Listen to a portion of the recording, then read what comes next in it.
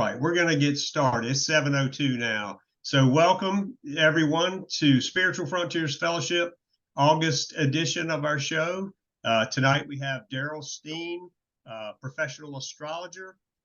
Tonight, Darrell will be teaching us about the basics of astrology. He's going to emphasize that astrology involves a lot more than just the sun signs, and based on the day, one's date of birth, even though all astrological interpretations are derived from the 12 signs. So we'll look forward to hearing his explanation. He and I talked a little bit even beforehand, and he feels like it's very important. We've had astrologers on our show before. One of the differences that he's going to get into is a better understanding of how all the signs relate to each other. And he already tickled my interest when he said that. I was like, okay. A lot of times when I look at my chart, I get lost in the first 5 minutes and I'm like, oh, I'm tired. I think I'll go to sleep. But I know I won't be sleeping tonight. Also, wanted to make people aware there's a workshop coming up. And right now it is scheduled for August 19th. Catherine, can I ask you to comment on that? We're thinking about moving it up 1 week. Yeah. Hey, everybody. Good to see you guys. We're talking about having that on the 26th, Saturday the 26th, because of some scheduling difficulties. And we know about 2 people have signed up so far. It's limited to 12 folks. Darrell can talk more about and we'll be talking more about how he's going to move from here on to a broader sense based on the 12 people that show up and also what he's got planned. So it'll be very personal, very one-on-one. You can help look at your chart more in depth. I think he will talk more about that. But does anybody have a problem with switching to the 26th date that's a Saturday of August versus the 19th that's here? Yes, consider it, and just text me in the chat. We'll deal with it from there. That's kind of a late occurring situation, and I'll get back to because I want to turn it over to Darrell as soon as possible. Thanks, Catherine, for that clarification, and we'll continue to update as we get that ironed out. Is that okay, Catherine?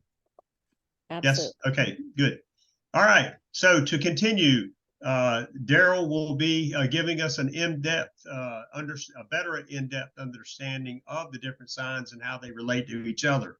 Now, free to this, if you looked at our website, he requested if you wanted to get your natal chart looked at by him or commented on during this program, to email it to him from his website. So you go to his website, you get your natal chart, and then you send it to him. His email address I'll put it in the chat.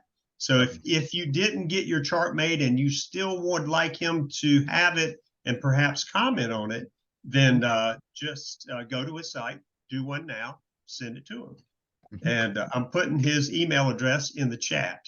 So a couple of things that we ask is that please stay muted, and we'd love to see your face as long as you want to keep your camera on, but if you don't, we understand.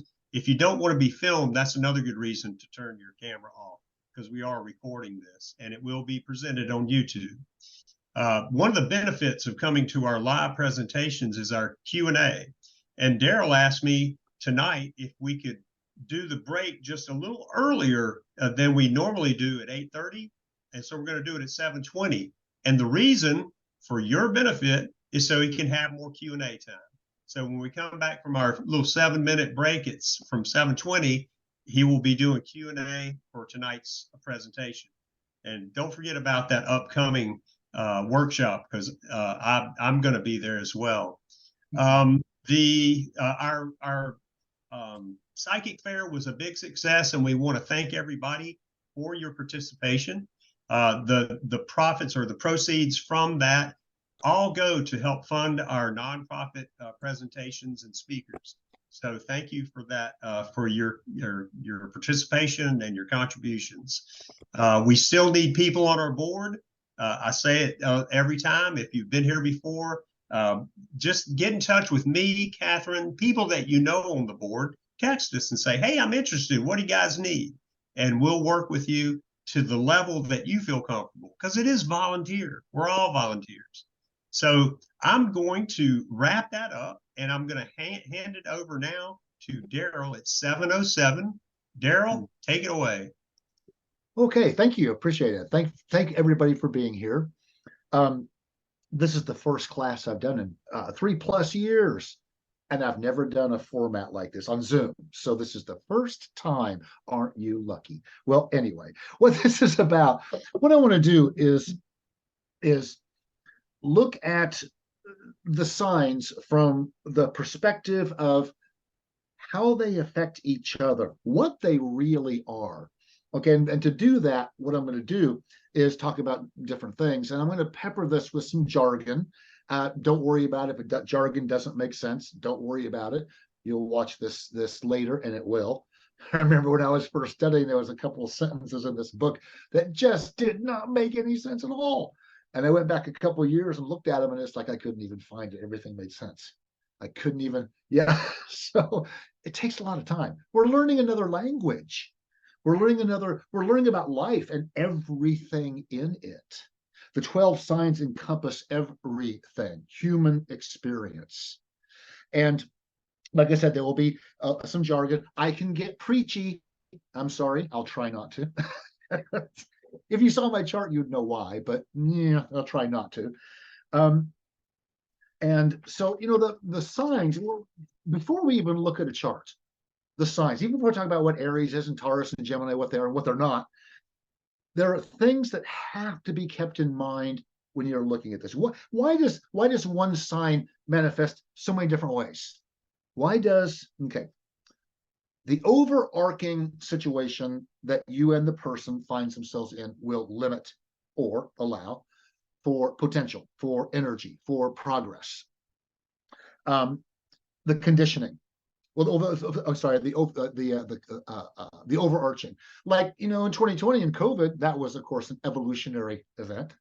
There was a storm going on outside. You couldn't go outside. So things were limited. I can look at your charts and say, you're having these great influences and your maps, your astrocartography, and everything looks wonderful.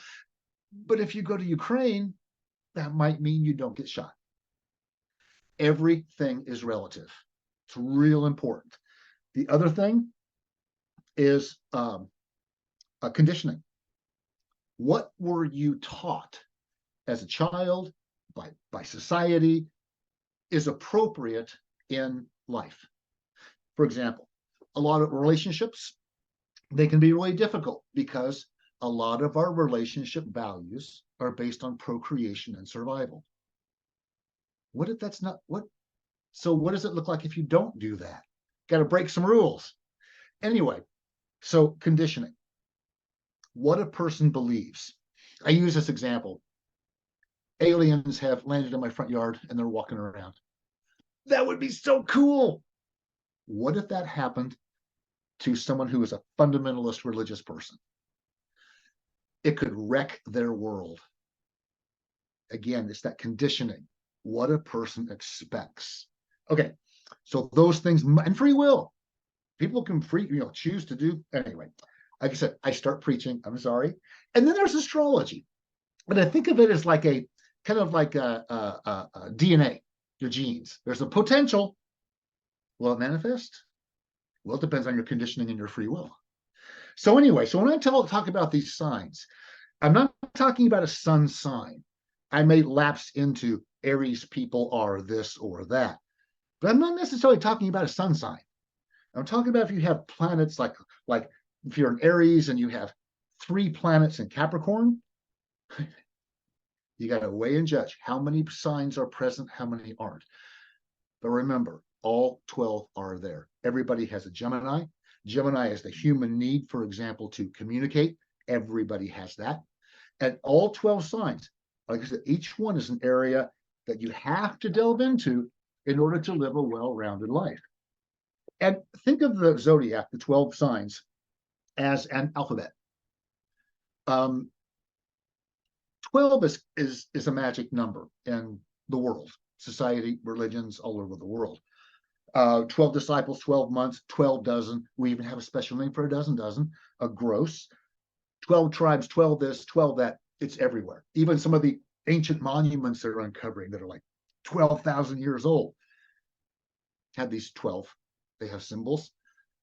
And the reason that astrology has been around for so long, every culture that's ever left a record has left astrology. It's because if you don't know when to plant the crops, you'll starve during the winter. That is so primal. That is so basic. So this 12, for example, there's 12 halftones in an octave. Halftones in an octave. Octave is 8, I know, but in an octave, there are 12 halftones. All music comes out of those 12 halftones. I mean, there's rhythm and all that other stuff, but it boils down to those 12. That's what we want to do here. You want to know these so well, you can think about them without thinking about it, so to speak. Now I put, oh boy, you know, I have this aspect in my chart that is the, hang on just a minute.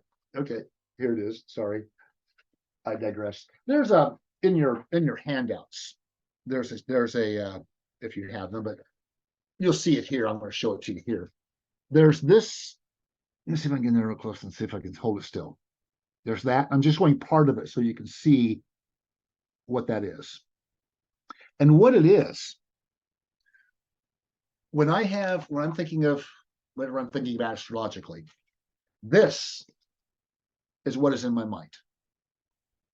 This 12, 1, 2, 3, 4, 5, the signs, planets, and houses. I'll explain the planets and houses here in a minute. But again, you must know this. Remember when you're a kid, you look at the, or you see it in a grade school, there's the alphabet up there on the wall. Every grade school class has an alphabet, and then there's the cursive, and that's what this is. You want it always in your mind. You want it always there. You don't want to have to think about it, because the more you have to think about, it's like learning the alphabet. And well, we didn't bother learning T's or P's. You could probably read okay, but no. So think of it as an alphabet, a musical alphabet. Okay. So, and you know, as I talk about this, I have my ways of interpreting charts, and everybody has their own way. I'm a Capricorn by sun sign, so I have this practical, logical, down to earth planet sign equals this. There's just, I've seen this 100 times, so 101 times, and guess what's going to happen? It's very logical. I'm not intuitive any more than anybody else, but everybody has their own way of perceiving humanity and life. Some people, all this technical stuff doesn't mean anything. To me, it does, but to you, it might not. That's okay. I'll get more into that in a minute. So the signs, what are they? Where does this come from? The signs are created by the relationship of the earth and the sun, the tilt of the earth on its axis, and the sun's relationship to the earth. That's it. In this, I put on here on the handouts, this is the signs of the tropical zodiac. There's another zodiac, and it's used by Vedic astrologers. They do use a different measuring system, but they get the same results. It's like metric versus imperial. We use the imperial system here in the United States. They measure the same thing. Don't mix them. A meter is not a foot or a yard. So that's the idea, I think. Anyway, I say that because I don't know much about Vedic astrology. I plan to talk to some, anyway, it's a whole other issue. Sorry.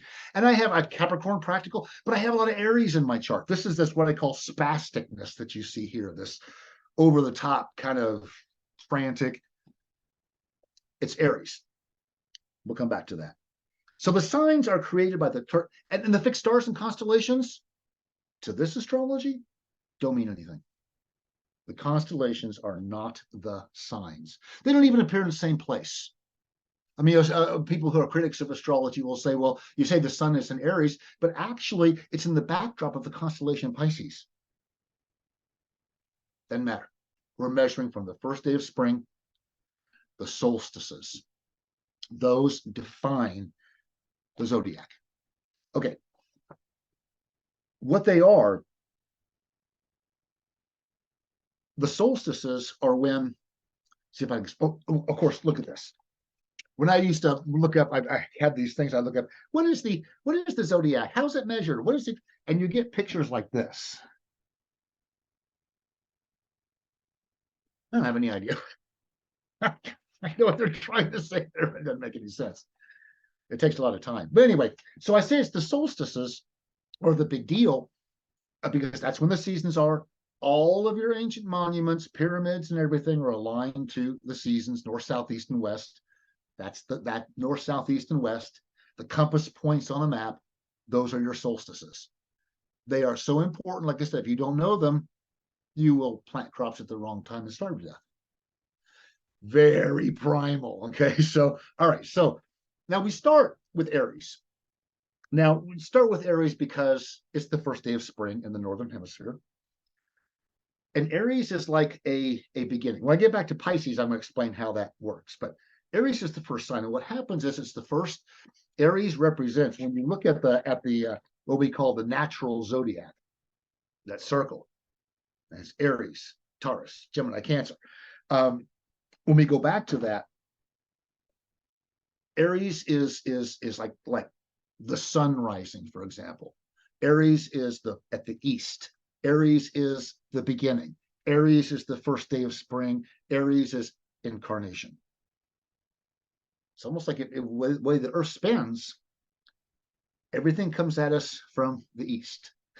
That's why east is such a big deal in all religions. And that newness, Aries, starts in the east. And it's the beginning. And Aries becomes the pioneer. Aries becomes they're very in the moment. It's like right now with the Aries that I have, I'm like, I have notes here, but I'm winging it. I do real well with questions and answers and right in the moment. But I'm a Capricorn. That's supposed to be practical and logical and not. I'm going to figure that out here in a minute. Going a little bit. Well, sometime down the road.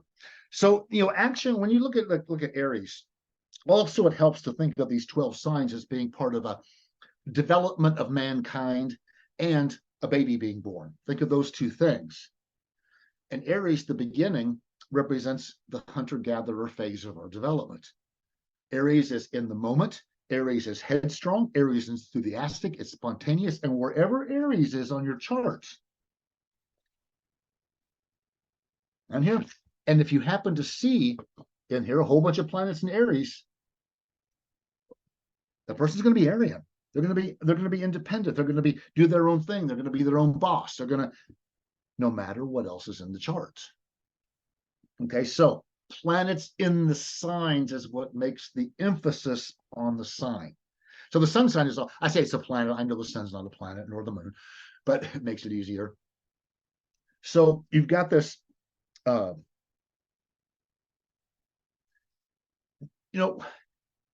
when you look at the sun sign stuff, you read in the sun sign books like Aries and Taurus and Gemini, and they say all these different things. And a long time ago, there's the sun sign descriptions are what a person looks like. Aries looks a certain way, but there's an inner feeling that's not like the outer, for example. And all these signs have this. For example, Aries, and wherever Aries is, again, I'm not an Aries. But boy, I have a lot of Aries, so this applies to me. Okay, Aries, Capricorn, and Sagittarius. That's where I am. So what happens is that there is this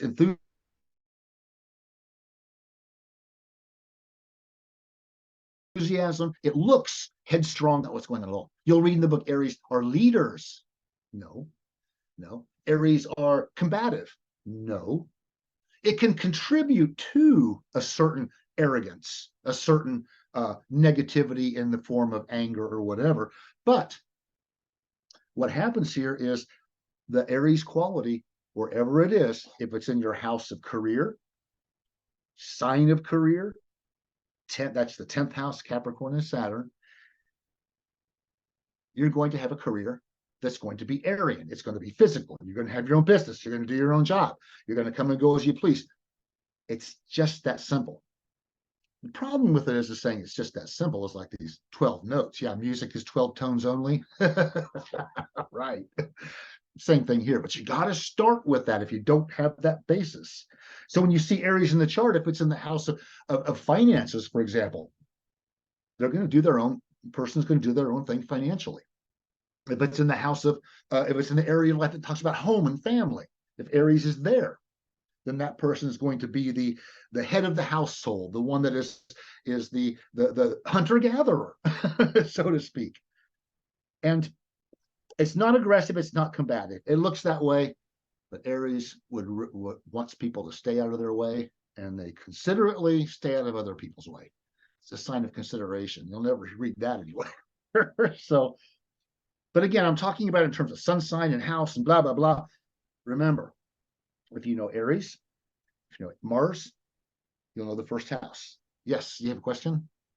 Yes, Darrell, I just had a couple of folks. Your video is just a little fuzzy. Is there any way to sharpen that or to bring it into focus a little more? Not that I know of. I notice it does that sometimes. Hang on just a second. Sometimes up. I'm not sure what to do about that. Okay, well, we'll just work with it. I just wanted to ask if it was possible. Yeah, now I don't know how to, it's this camera. I'll fix it at some point. Okay, so, and then what happens is the next sign is a reaction to the previous sign. Aries is gung-ho, independent, and Taurus is, I want to stand still. Every sign in order is a reaction to the next one. Not in a combative way, but like stair steps. Aries is the ground floor.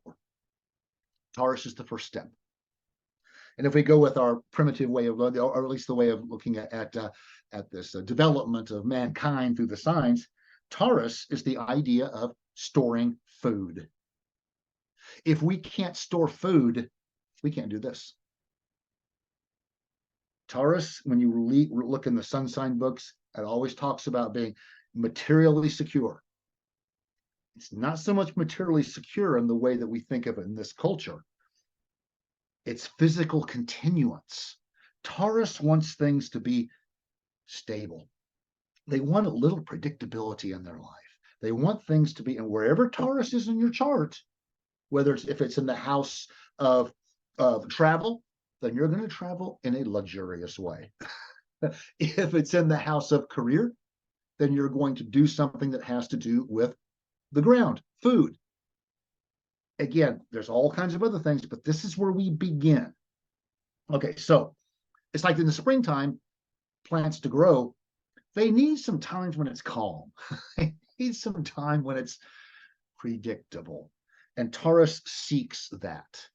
It's comfortable for them to do that comfortableness. It's comfortable for Aries to be spastic. It's comfortable for Taurus to sit in the chair, watch TV, good meal. It's very primal. Again, it's the food, it's the earth, it's the calm time to grow, it's the gardener. They're security minded, they're fixed. Where Aries just seems absolutely opposite of that. And it really is in a lot of ways. So now we've got our storing food. And also as we go through this, like Aries is incarnation, Taurus is learning to feed yourself, food, a relationship to the outside world.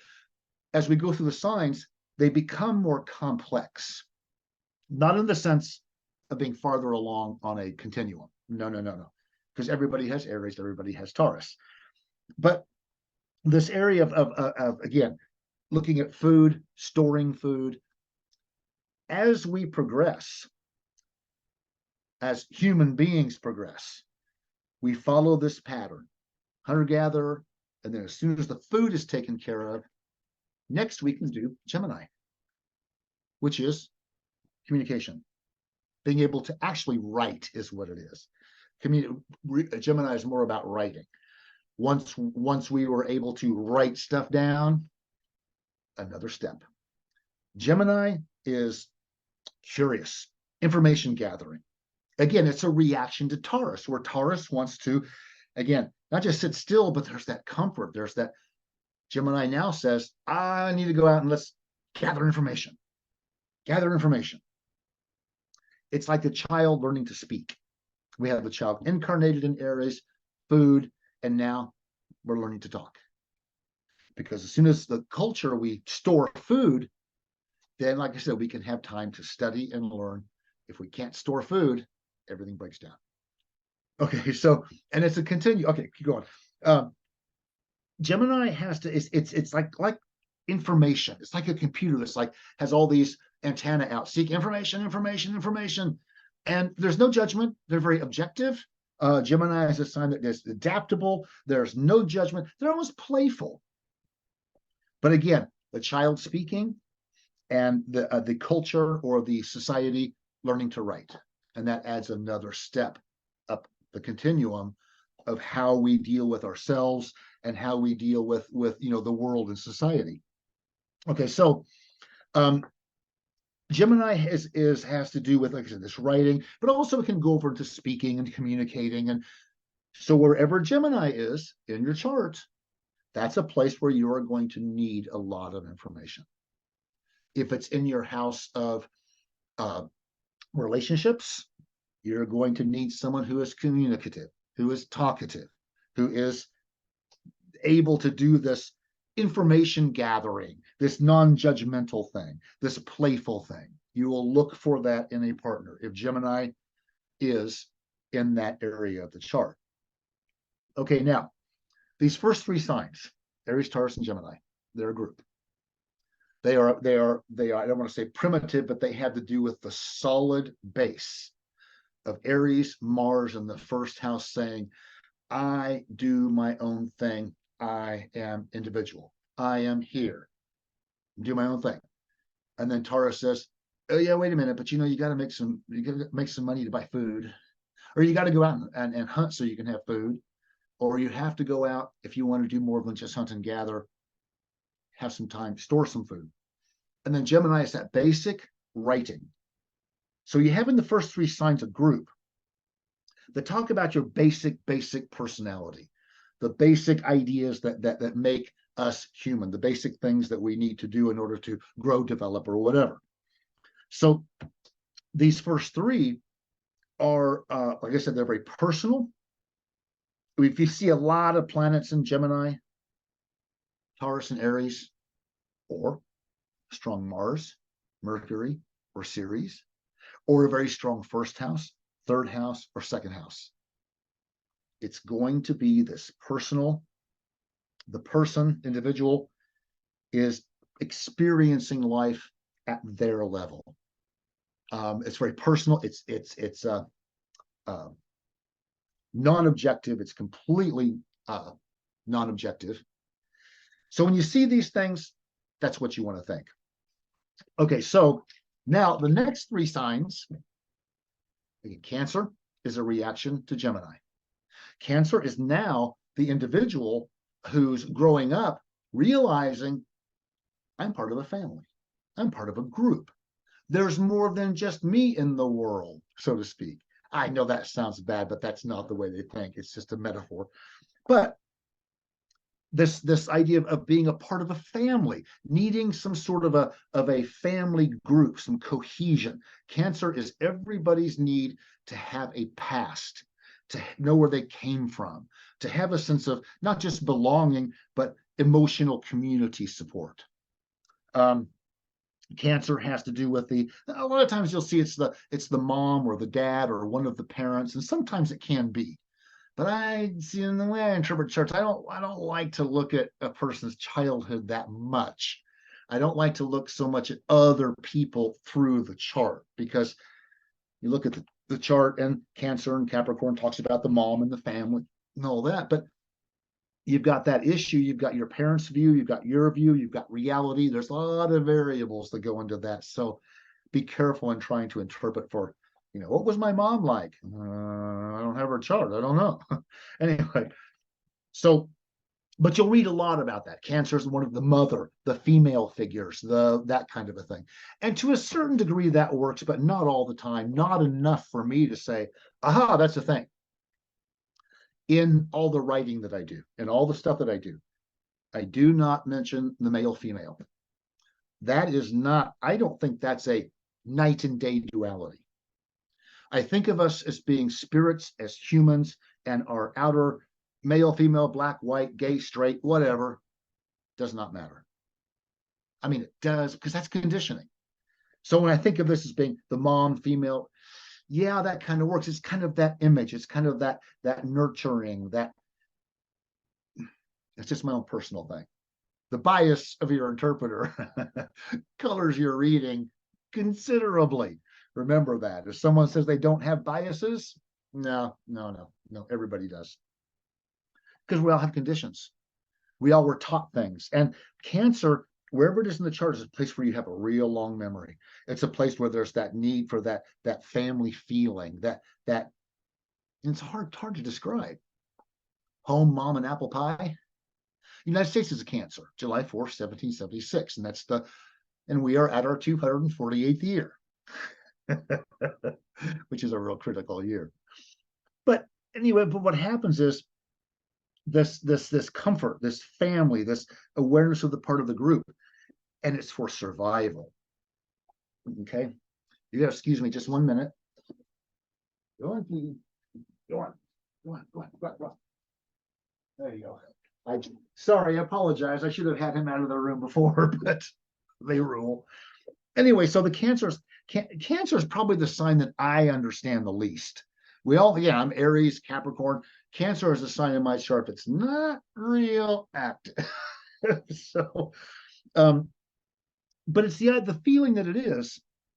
Everybody has a feeling about their hometown. Everybody has a feeling about where they came from. There's that. And when I was born in Wichita, Kansas, and in my astrocartography, it's one of the worst places on the planet a person can be for me. But I still leave his home. You go to the store, you park in the same place you park usually.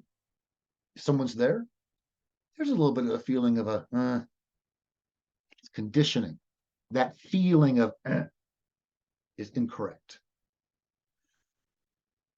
Cancer is the first step into the emotional world. The first three signs, Taurus, Gemini, and Aries, it's fire, earth, and air. Those all have to do with the material world, with moving freely in the world, communicating. Well, this one says, now we're on a different set of three. And this one says that conditioning, you must become aware of it. If you don't, then you will be at the mercy of ideas and things will not work out. Like I said about relationships or career. What are you supposed to do to get a good career? Yeah. But Cancer says there are certain limits, certain things, and you don't know why. Cancer is the reason why you can train people to do horrible things. If you get them young enough, you can condition people to believe anything. It's a brainwashing thing. Because we have to be, and we're not really conscious of our emotions and how they connect with psychology and how psychology connects to spirituality. We in this country, we are very much in the first three, Aries, Taurus, Gemini, survival, communication, food. Yeah, we do all that stuff pretty well. There are some things we do well. So again, that hometown, that sense of it's almost like also Cancer is that feeling of, this is my team. It doesn't matter if they win, doesn't have any difference to you if they win or lose. You're not doing. It's that feeling of belonging. It's why gangs can happen. It's why, when people are marginalized, they can be easily brainwashed. People are eager to have that family, that emotion, but if you're not conscious of what emotions can do, what they are, then yeah, Cancer can be very as we see in this country today. It's a Cancer country. There are some people, it's like, this is the way it's always has been, and I'm not comfortable changing it. And that's okay. That's okay. But life is evolution. Change is inevitable. So, but we have to have that. And in fact, Cancer is kind of the idea that we all have to have this group mentality, even if it's wrong. It's Righteous Mind. There was a book that was written, Righteous Mind, or one of them about the idea that in order to survive, we have to follow the group belief, even if it's bad. Because just not too long ago, If you're out of the group, you didn't survive. So it's like, I have to believe this in order to be accepted by the group. And again, we all can see what that kind of thing is. It's religion. It can be, and not that cancer is a bad thing. It's how we deal with it. How do we deal with our emotions? Okay. So cancer is that family awareness, the group, the hometown, the feeling of belonging, family, etc., etc. Leo, the next sign, is a reaction to cancer. In that cancer is that, until you read cancer in the sun sign books, they talk about being homebody or the home. And that is important to a cancer. I always tell cancer people, if they have a lot of cancer in them, whether they're sun sign cancer or not, you need privacy. You need privacy. You need that four walls to really be a safe space from the outside world. I don't mean safe physically, I mean safe emotionally. Okay, so Leo is a reaction to cancer. Leo, the next sign, is playful. It's expressive. It's generous. It is outgoing. See, where Cancer wants to do the family thing and protect the family, and let's have fences to keep the family safe, and let's have machine guns to keep the family safe. Yeah, Cancer can do that. Leo says, oh no, it's a big world. Leo says, I've been a part of this group, the family, and now I need to be me, separate from the family, individual. Leo, on our continuum, is like the young, let's say the teenager. All kinds of potential. The world looks really good. There's a sense of, I can do whatever I want. That's Leo. It's creative. It's playful. And wherever Leo is in your chart, you will create your own version. Like, for example, if Leo is in your house of career, you might do something that has to do with this play, with this self-expression. And you'll hear Leo and the sun and the fifth house. Remember that continuum on here. On your handout, I put Leo and then the sun in the fifth house. They all have the same quality. The thing about Leo in the fifth house that I think is missed is Leo. The old interpretation of Leo is the fifth house in particular, but again, it's the same thing, just a different perspective. Is the old interpretation is hobbies, amusements, recreation, love affairs, gambling, and children. And that's ruled by the sun. The center of the solar system is about hobbies. Boy, that doesn't seem to make any sense whatsoever. But what it is we are a creative creature.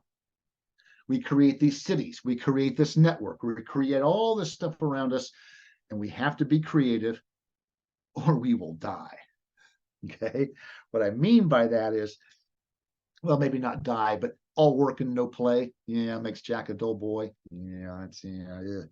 Anyway, we spend a lot of time. I mean, Leo is about, if you were to look at the charts of people who are in theater, there would be a lot of Leo, whether it's sun sign or ascendant or 5 planets in Leo or something, or Leo on the house of career, something like that. But not all Leos want to sing and tap dance on stage. So not all of them. When they do, it's that creative expression. It's playtime. Play.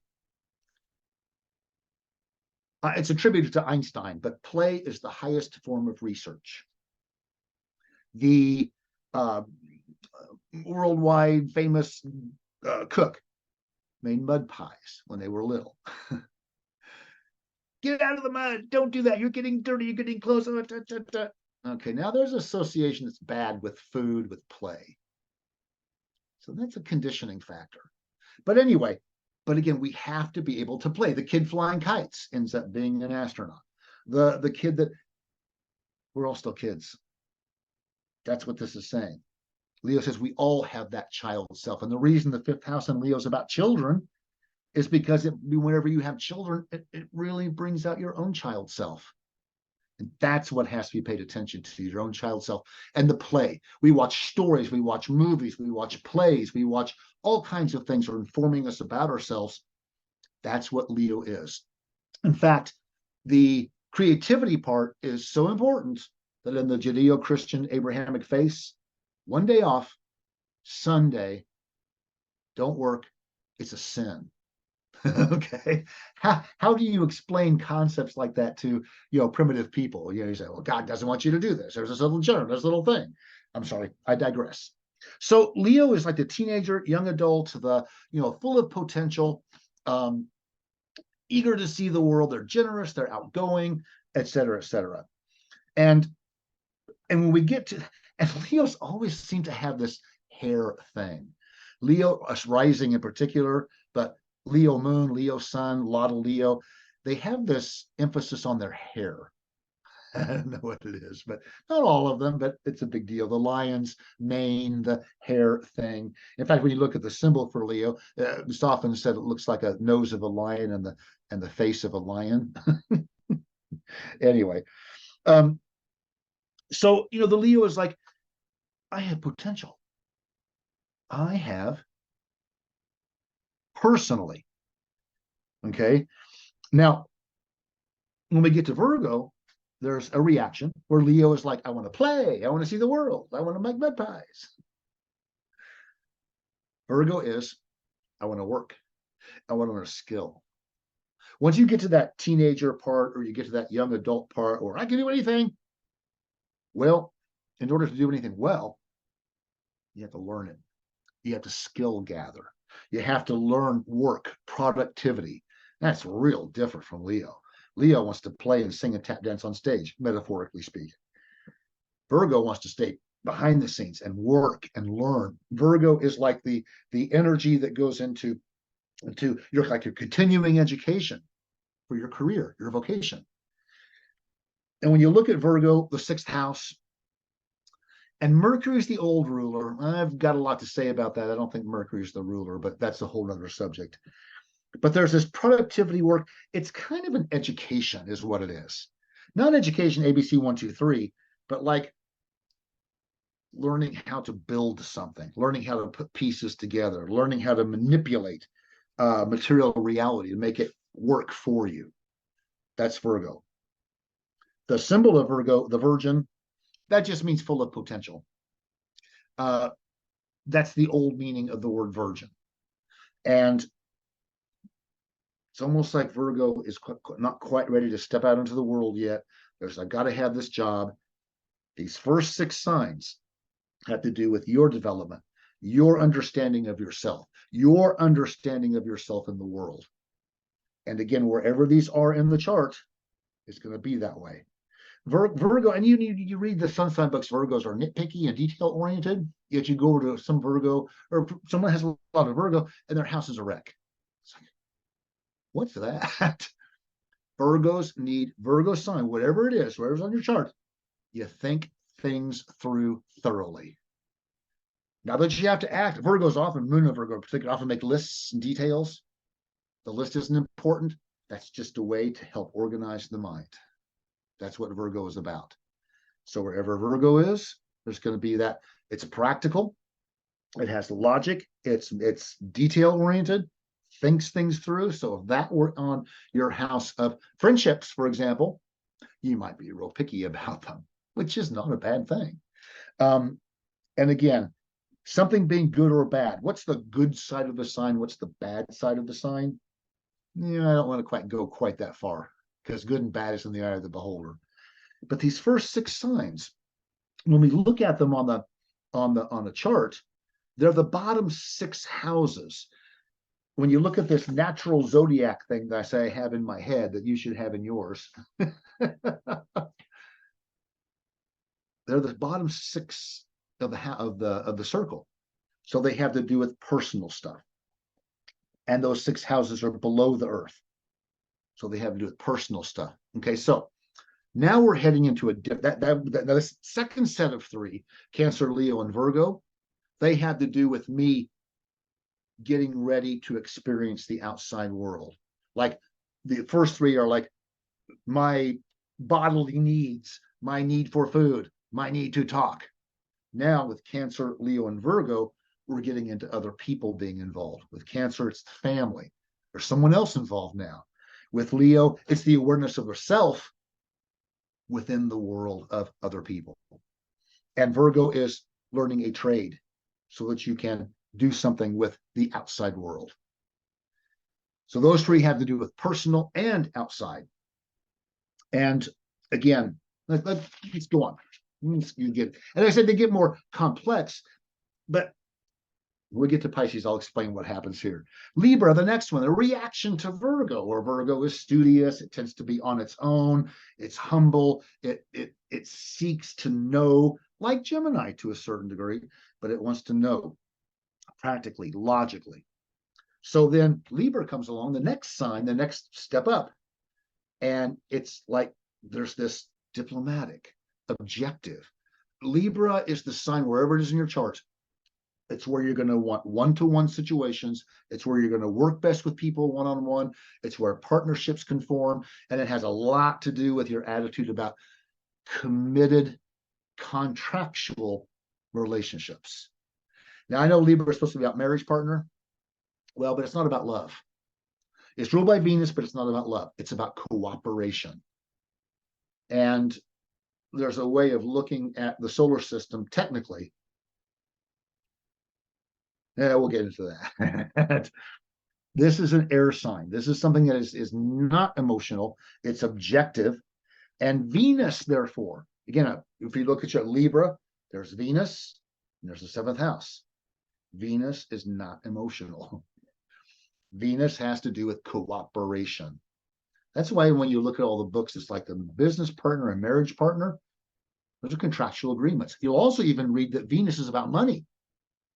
It's only about money in terms of a contract. Money is a little piece of paper that has someone's signature on it, which is a contractual agreement to trade goods and services.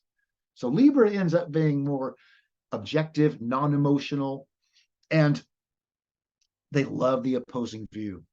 Oh my goodness, no matter what it is, they'll say, what about this? This chart from this guy, and he's a lot of Libra. When I know what he said, he would say, yeah, but what about this? Yeah, but what about this? And I said, yeah, Libras don't like to agree with. No, I don't. Yes, you do. No, you're doing it again. Anyway, I'll come back to that. Libra is the first of the signs that are, see, our first six, these here, were below the earth. When you see a horoscope, you see this circle. And all the stuff below the earth, all the stuff in houses 1 through 6, all the stuff in Aries, Taurus, Gemini, Cancer, Leo, Virgo are below the chart, are in the bottom half. That represents the earth under our feet. So they're very personal. Now we're stepping into the outer world. Now with Libra, we're stepping into the upper part of the zodiac, upper part of the houses, where we can be seen. And Libra is about working one-to-one with other people, cooperating, not just communicating. We can cooperate. We can trade skills that make us feel good about ourselves, Leo, that make us work with our family situation better. It's a continuum. Okay, so, and now the next sign in order is Scorpio. And of course, it's a reaction to Libra. Libra is objective, so Scorpio will be non-objective, passionate. Scorpio has to do with birth and death. Now, it coming at this, usually it shouldn't birth and death be at the end? And shouldn't that be the, no, because birth and death isn't the end. It's just this is midway through the zodiac almost, where we have our mortality and near-death experiences. And if you think about it in a continuation of this, of a person growing up, they learn the skill in Virgo so they can make a living, so they can support the family. They can support their partner. And the marriage and partnership thing in Libra, the reaction in the next sign is childbirth, which for most people on the earth, and most people that ever walk the earth, and even now, and everywhere, giving birth is a near-death experience. So it's right there just after the marriage, just after the commitment, then it's like life and death. Because that's what we deal with when we give birth. We don't think about it as much anymore because we live in this culture where things go pretty well. Yeah. So that's part of this. And then once we get, what happens with Scorpio is, this is the sign that tells us that we all need to understand ourselves psychologically. This is where our culture, our world is having a problem. It is, I mean, it's that birth and death, it's that experience of mortality. And also Scorpio is intimacy. Not so much sexuality, I mean, it can be that, but intimacy. Intimacy and near-death experiences. What we have in those two things are the two things, again, we don't do well in this culture, and the things that force us to deal with our own psychological insecurities, complexes, problems, and yes, conditioning. That's why a lot of relationships don't work, because there's people expect things that aren't real. Intimacy forces your psychological growth. Near-death experiences force you to pay attention to what's really going on here. For example, the COVID 2020 was a big Scorpio deal. It's in Capricorn, I know, but there was Pluto was involved. Everybody went through a near-death experience. And when someone goes through a near-death experience, they come out the other side either more joyful, happy, whatever, or they become bitter and angry. I mean, look at our country. We are having a Pluto transit right now.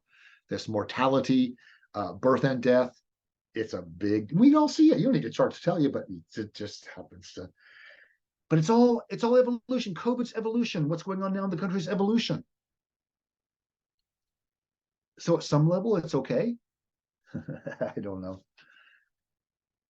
Okay, so Scorpio is a reaction to Libra, and that Libra is probably, well, one of the most objective signs, where Scorpio is one of the most passionate, non-objective. I mean, there's a real serious, like, give and take here. But also when you look at the signs in order, it's not just a reaction. I mean, think about what's going on here from Libra to Scorpio. Libra, we've got this marriage. The next step is Scorpio. Children being born. Wait, were children back in number 5? Weren't children before this? It's not about the child, it's about your child self, Leo. Okay, so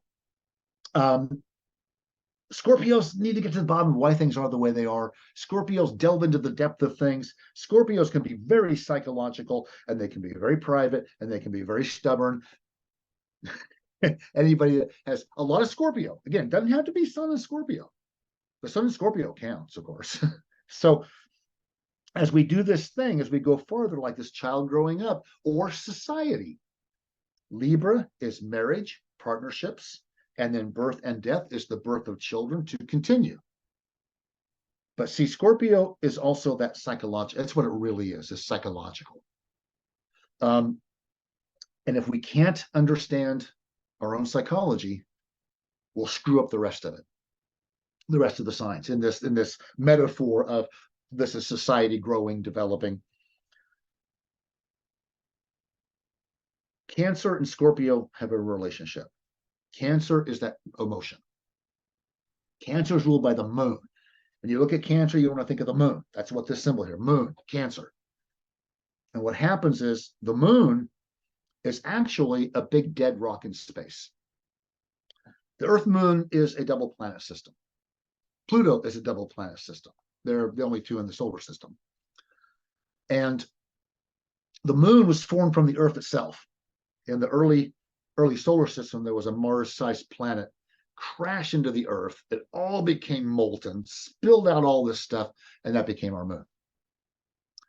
So it's a part of the Earth. And there's a dead rock in space. When I look at these planets, like they've got to have an atmosphere. They've got to have a magnetic field. They've got to have water. They've got to have volcanism. Then they're alive. The moon is not. What it does is it rises in the morning. It's emotions. It pulls us this way. Cancer also. pulls us this way.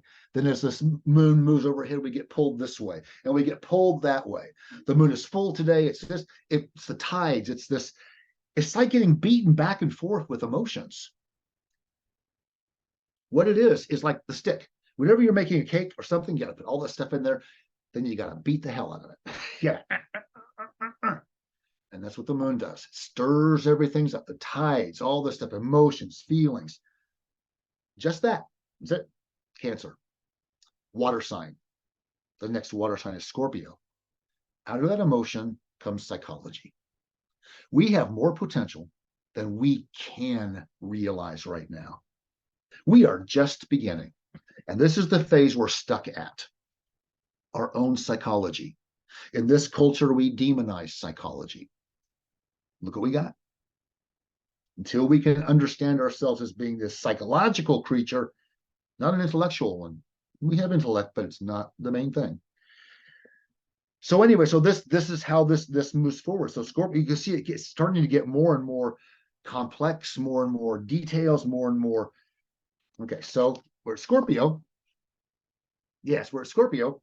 And the next sign is Sagittarius. Oh, wherever Scorpio is in your chart, if you have Scorpio in your house or signs or however it works out, and there's a formula for this as well, for figuring out how to work this, how to decide if someone does have Scorpio on their career stuff, they're going to become an investigator, a researcher, a psychotherapist. They'll deal with crisis people. That's Scorpio. But as we go forward, the next sign, Sagittarius, is a reaction to Scorpio. So guess what it's going to be? Where Scorpio is intense and deep and psychological, Scorpio is the sign in all of us that wants to understand the depth of the cosmos and understand the intricacies of quantum mechanics. It's like, oh, take a break. So what does Sagittarius do? It takes a break. Sagittarius wants to travel the world. It's intellectual. It wants to see the world. It wants to see people because, and if you, and it's diversity. It's forward thinking. It's philosophies. It's morals and philosophy, politics and religion, morals and philosophies, politics or religion. Again, which way does it go? Depends on your conditioning and what you still choose to believe as an adult. There was my Scorpio friend who said, you know, maybe your parents' fault that they put you on the toilet backwards when you were 2. Well, you're an adult. Get up and turn around. I mean, yeah, we can all. Anyway. So this one, wherever Sagittarius is in your chart, if it's in your relationship part of your chart, you're going to deal with foreign people. You're going to marry someone who's a foreigner. Now, what is a foreigner? That could be someone from your own country, someone wildly different culturally than you. Now, in Scorpio, the previous sign, if we're all not paying attention to psychology, we all think we have the answers. We all think we're the apple of God's eye. We all think that this is the pinnacle. This is it. This is the best God can do. Yikes. We're stuck at Scorpio because we will not deal with our own psychological shortcomings. And if you don't deal with that, you look at foreign people traveling with suspicion and distrust. Okay, so, and we're having this globalization. It's the whole world. So we're kind of stuck between these two right now as our culture. But that's okay. So wherever Sagittarius is, you're going to want to travel. You're going to want to see the world. You're going to want to be able to, and like I said, everybody has Sagittarius in them. Everybody has a need to get out there and see the world and let's go for a car ride. Yeah, that's Sagittarius. I have 3 planets in Sagittarius, Moon, Saturn, and Venus. So that's also what you're seeing here is the Sagittarian stuff. In me anyway. So this, you know, Sagittarius has this restless side. There's more out there. It's a big world. It's a big fat world. What Sagittarius thinks. It's true. I think of Sagittarius as being like a member of a group of wild horses. They're going across the countryside, galloping somewhere. They'll know when they get there. They don't know where they're going. They'll know when they get there. Sagittarius is like the arrow. You're not aiming the arrow, you're shooting it and seeing how far you can make it go. That's all. It's the journey. Sagittarius is just the journey along the way. It's learning about things outside of your culture, outside of your comfort zone is necessary. And if you don't do that, if we think we have the answers, again, we're all then, again. But I'm not saying that we're really doing anything wrong. We're still very young. We just appeared on the planet yesterday. We're still figuring this. And you know how long it's going to take to figure it out? How long can a species survive? The dinosaurs were 150 million years. What will we look like in a million years? Yeah, see, so there's, yeah. That's what Scorpio and Sagittarius is about. Scorpio is about that evolution. Scorpio is about this near-death experience that forces psychological stuff. When Sagittarius, traveling, see the world, this is fun. With Sagittarius, I always like the word fun with a capital F, because so, and again, whatever planet it's in, like if you're Saturn, when you look at your thing here, there's Capricorn, 10th house, and Saturn. If Sagittarius is up in this part of the chart, you're going to have a career that has to do with travel and foreign people. Okay. And then the next sign in order is a reaction. If Sagittarius is all kinds of fun, then what's Capricorn? Serious and practical. It's just, and it seems like they're right next to each other, so it shouldn't be such a dramatic change. Because what if someone's born right on the edge, right on the cusp? And there's this different signs that are like, again, there's a formula for that as well, kind of. But it depends on the rest of the chart too. You know, we can't take a piece of the chart and interpret it by itself. When I do transits, looking at the future, that's my transits and astrocartography maps reading I have on my website. I'm looking for not just that influence. What does that one influence mean? What does that influence mean? You have to look at all of them, just like you have to look at the whole chart. And I know that's a big deal because this takes a lot of time and a lot of energy. Astrology is a lifestyle. Okay, that's me talking. I'm a Capricorn. So of course it's going to be a career. And I have Sagittarius. Of course it's going to be physical. Of course it's going to be philosophical and preachy. And I have a lot of Aries. Of course I'm doing it my way and my own. Again, you got to look at the whole thing. How does Aries, keep talking about the Cancer and Scorpio influencing each other? They're both water signs. There's a reason for that. They're in this order for a reason. Like death, Scorpio, 8th house, Pluto is the ruler. Right here. But there's a lot of planets over here, or a lot of Scorpio symbols in their chart anywhere else. That's going to be that near-death experience. And again, what this tells us, or intimacy, is that death is not the end. Death is actually kind of a beginning. It's the gateway to seeing the rest of the world. So we go to Sagittarius, we're traveling, we're having fun, and Capricorn is serious, practical, down to earth, logical. Capricorn is reality doesn't care about you, you have to care about it. It's true. Oh, of course it's true. I'm a Capricorn. How could I say anything else? Okay, so the laws of diminishing returns. A is A. There's all kinds of serious, like, oh my God, that sounds so harsh. But Capricorn wants to be prepared. When I look at a chart, I'm looking for the weak links in the chain, being a Capricorn. You know what to do with the positive ones. Let's dwell on those weak ones. Yeah. That's what I like to do. And because what Capricorn is, when you look at the symbol, if you look at the symbol, it's actually, I have a Capricorn plaque up there is what I was thinking about going and getting, but it doesn't matter. Capricorn is the head of a goat and the 2 front feet, and it's a fish tail. Now, that creature cannot swim, and it's handicapped. It cannot climb mountains, and it cannot swim. It's even its symbol for Capricorn looks kind of broken and weird to write. And anyway, it's not real simple circles and loops. It's anyway, the goat fish. The fish is a symbol of spirituality.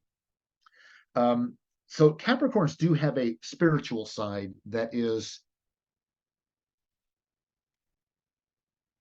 I'm not quite sure how to describe it. Practical, but no, we'll come back to that. Because spirituality takes a look at a lot of different factors, not just the one sign. Capricorn is not interested so much in that, but what it is that handicap symbol. That goat head with a fish tail can't swim, can't climb mountains. It's flopping around on the beach. It's handicapped. So Capricorns, whatever they do, or for wherever Capricorn is in your chart, that's where you're going to be ambitious, hardworking. You are going to look at that realistically. And because of all that scrutiny and all of that, you end up becoming an expert. That's why Capricorn is the career, the vocation. Capricorn is always something we feel like we're missing, or it's that reality that gets in our way, the laws of physics. We can only do so much. You can't go so far. If you're going to travel, you've got to make sure you have a first aid kit and food and blankets and travel. And what if your car breaks down? And what if that's Capricorn? Jupiter, Sagittarius is like, let's go for a ride. Let's go. Capricorn says, wait a minute. Do we have gas in the car? Do we have no money? They form a pair. One wants to go and one's like, okay, what's the reality? What's the limitations of time and space? But it's not always limiting because, for example, the laws of time and space. If you know the laws of aerodynamics, you could fly. People can't fly, but if you know the rules and follow them, you can fly. You can go to the moon. So rules, Capricorn is very rule conscious. Not in terms of like following every single one. Well, some Capricorn can be, because it can be, traditional and sometimes steeped in, I don't want to say, tradition, I guess. There's another word for it on the top of my head. Happens as you get older. These words fly around the room and, oh, there it went. Anyway, so wherever Capricorn is, there's that reality. But see, again, what it is looking at, when you look at the Zodiac here, again, the symbol here, now we are back on this side. Now we're starting another three. The other three, Libra, Scorpio, and Sagittarius, are all three about relationships. And if you learn these in the terms of these three groups, or the group of 3, 4 each, if you learn this, how important the solstices are, this ascendant, descendant, midheaven, and nadir, no, that cross there, that's a daily solstice. You can even learn, once you have that in your mind, that quadrant, the 4 quadrants, the 3 sign, 3 sign, 3 sign, 3 sign. The last 6 are above, first 6 are below. You start to get a sense that there is this, well, the reason astrology appeals to me is because, again, I'm a Capricorn. I'm a very big skeptic of a lot of things, but if astrology works, the universe is not random. I mean, we all know that, but that the technical stuff really resonates with me. Capricorn. I mean, yeah. So we get to this side, and that goatfish thing, career. And some Capricorns can be, I mean, like there's a Ted Cruz and what's the other one? Is a Capricorn. And but like Martin Luther King, Michelle Obama, Capricorns. So again, you can't judge from a sun sign alone. You cannot at all. Anyway, so if Capricorn is that really practical, down to earth, logical, be prepared, stuck in the mud almost, sometimes too traditional. I know, like, if I can't walk on the grass. If I'm someone else's property, I can't walk on the grass. Sidewalks, I have to follow the rules. But you can see where that leads if it gets too strong or dominant or whatever. No one can break the rules. Yeah, no. Anyway, so the next sign in order Okay, if Capricorn is that practical, down-to-earth, logical, Aquarius is going to be objective. Aquarius is going to be more open, more social, more of those things, objective and non-traditional. Aquarius likes to break the rules. So we got Capricorn. Oh, rules are important. Well, they are to a degree, but Aquarius, the next sign says, yeah, rules are important, but it's important to know where you can break them. Aquarius says that in order for society to grow, like again, our mythical person that's growing up, Sagittarius is, traveling the world and getting a real broad education, and Capricorn is like, okay, I have my skill, I have my ability, now I'm doing my career and vocation. And then Aquarius is the world, looking at humanity. Aquarius is the idea that that the individual in the group is important. There was a conjunction of planets in 1962, February 3rd and 4th. It was like the Capricorn conjunction in 2020, but not quite as strong. And it was in Aquarius. And the United States moon is in Aquarius. July 4th, 1776 is moon in Aquarius. So what happens is at that time, all 7 planets, sun, moon, I know they're not planets, but Mercury, Venus, Mars, Jupiter, Saturn, all the visible planets were all in Aquarius. And for a couple of days, now think about Aquarius being objective. Think about Aquarius being the individual in the group is important. Every individual is important.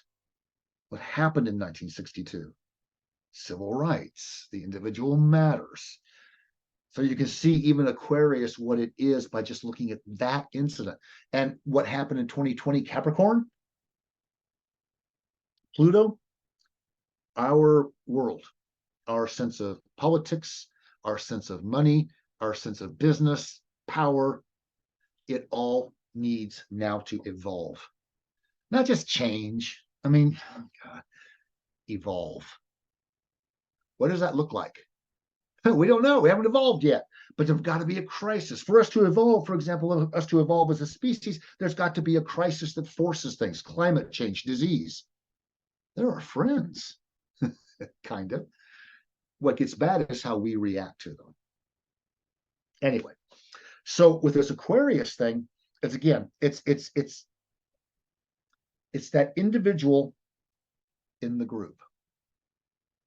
Individuality and originality have to be encouraged if society is going to grow and be stable. Wait, individual breaking the rules for society to be stable and growing? Yeah, got to. Otherwise, we just fall into this tradition and we don't know why we're doing things. We still don't. But anyway, so Aquarius is that I like the word triangulation with Aquarius, because triangulation means getting information from wildly different sources, from many different sources. And that's something we don't do today, because if you already have the answers, why educate yourself? Everybody else is wrong, so why try? You can't triangulate. The story is the 3 blind men looking at an elephant or feeling an elephant. One of them says, and has the trunk, and says an elephant is like a big snake. And the one holding the blind man holding the leg says, no, you're wrong. An elephant is like a tree trunk. And the one holding the tail says, no, you're wrong. An elephant's like a vine. They're all right and they're all wrong. Where do you go from there? If you can't be objective, and I mean look at things from different points of view, you cannot view humanity. You cannot see what's going on unless you see it through a lot of people's eyes. Not just people in your family or your group or your church or your whatever. The world. Every individual matters. And it's a big bill for us. See, we haven't gotten past the the Scorpio and Sagittarius part yet, so we can't do that yet. I know this is the age of Aquarius, but that's a whole other subject, and we'll do that later. That's a whole other thing. But this triangulation, it's something, again, we are not doing well. I have an opinion, and I will go find sources that support my opinion, and that's it. And we all do it. You know, there's this whole thing about algorithms with computers. Why don't they do an algorithm that says, if you like this, what about these opposing views? Oh, no, we can't do that. There's a right and a wrong. And if I'm right, you're wrong. See, our view of ourselves is very, very immature. But we're getting there. This is all evolution. We're all on the right path. This is all okay. There's all kinds of things wrong, and it's important for everybody to step up. But anyway, sorry, I'm preaching. Anyway, so now the next sign after Aquarius is Pisces. So if Aquarius is social, what is Pisces? It's spiritual. And spirituality is an individual thing. It is not, I mean, spirituality has to do with our imagination. Spirituality, art, music, all come from our imagination, which is an active mind. It's a water sign, like Cancer is that emotional stuff getting stirred up. Scorpio is that psychological depth. Then the next sign in the water trilogy is Pisces.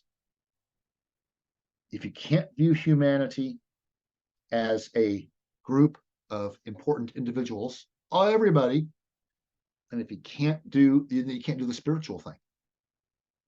I mean, you've got to understand that spirituality is in everyone's eyes.